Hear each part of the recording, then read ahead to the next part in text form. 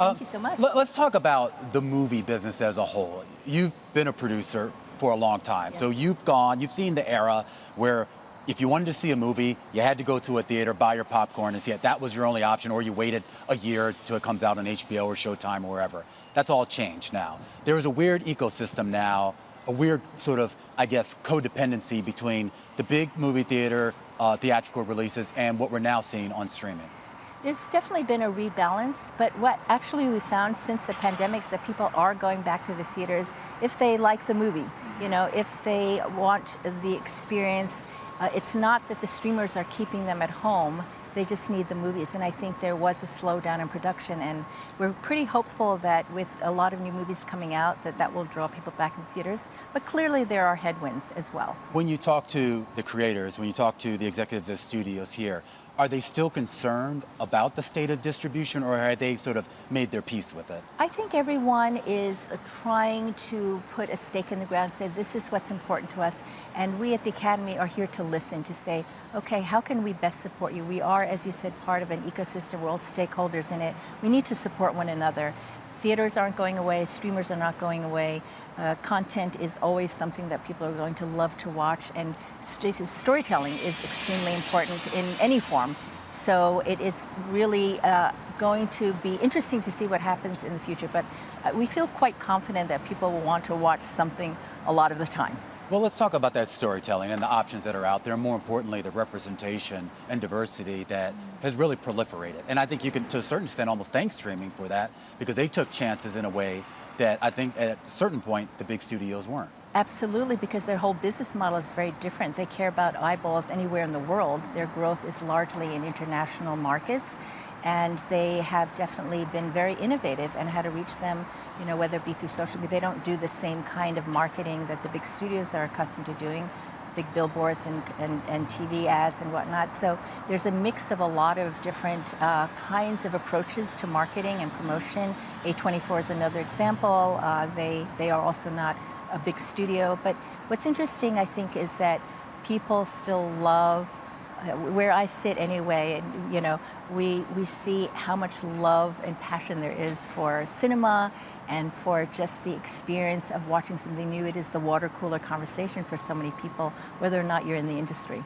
You mentioned A24. We were talking with the head of Blumhouse a little bit earlier. I'm curious about the space for new entrants into this, for sort of new companies to come in, small, and then of course grow. Is there space for them to do that in a world that's dominated by Disney's and Paramount's, et cetera? Absolutely. Just recently we published new campaign promotional regulations, and one of our goals is really to ensure that you're not cut out, that it's not just a game of how much money you spend, but that there's really the possibility to promote in ways, and we really encourage all our members to watch things without the bias of what's going on in the environment around them. So we have really good with our Academy screening room.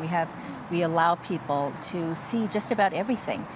We encourage people to see things in theaters, but for sure they have the opportunity to see everything and really form their own opinions. We're out here really covering the economy in California overall. I am curious as to how much support your industry gets from governor, the local politicians. I mean, it's a big industry. I know it's not the dominant one, but it is important, it is vital. It's a big part of the identity here. It is interesting to talk to people from other countries, whether it be Canada, Australia, or Asia, or Europe, whatever.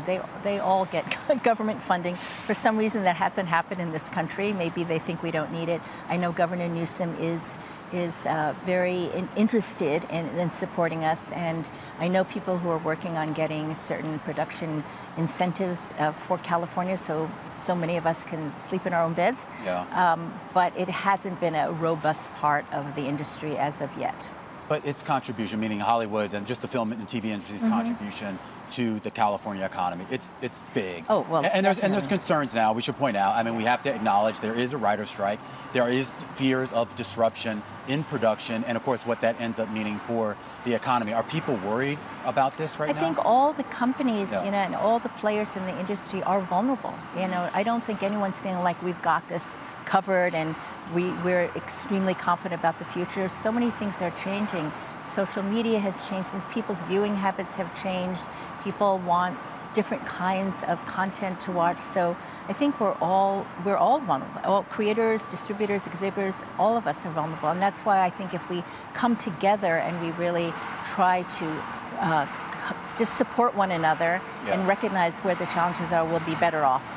Obviously, a big part of your job is organizing the Oscars, which I think would be a pretty good job, though I'm sure it has to be a little hectic for you here. You pulled off a big one. I mean, viewership had been down in previous years. There was a lot of concern about the relevancy of the awards ceremony, I should say. It seemed like it delivered pretty big. I mean, when I looked at the ratings here, what's sort of the growth and what's sort of the way that you create greater exposure using that platform? A couple of things. One thing that I feel most proud of is that we reset the tone for the Oscars. We really wanted it to be a celebration and remove some of the cynicism that's crept in over the years. And I really, there was a genuine affection and warmth in the room. And that's why for me it was extremely enjoyable and very, very comfortable. I think overall we also need to look at different metrics. You know, we're so used to an old system of ratings, ratings, ratings, as if that was the only defining factor. And that's just no longer the case because people are watching well after the Oscars. They're still watching. They're still watching clips from the Oscars. So that kind of viewership is not yet taken into account, and I think that's something that needs to change because the influence of the Oscars is still ginormous.